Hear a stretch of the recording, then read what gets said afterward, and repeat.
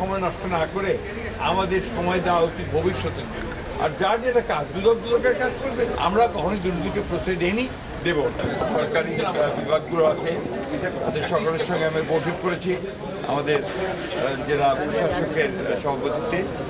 অবহিত হয়েছে ঠাকুরগাঁও জেলায় আপনাদের কী কী ধরনের উন্নয়ন কাজগুলো চলছে আর কী কী ধরনের কাজগুলো চলবে।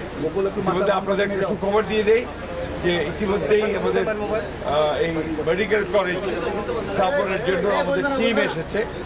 ইতিমধ্যে তারা এসছেন, কথা হয়েছে, তারা জমি দেখে আজকেই নির্ধারণ করবেন এবং তারা আশা করছেন যে 2027-এর মধ্যেই তারা এখানে ছাত্র ভর্তি শুরু করতে পারবেন।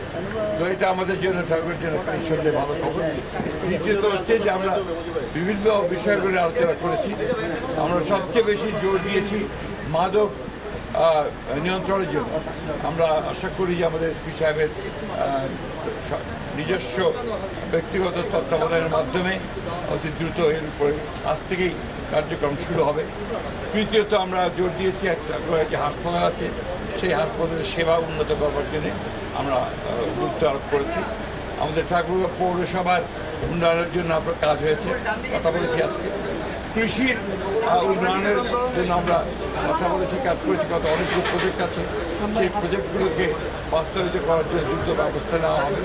একই সঙ্গে আপনারা আমাদের যে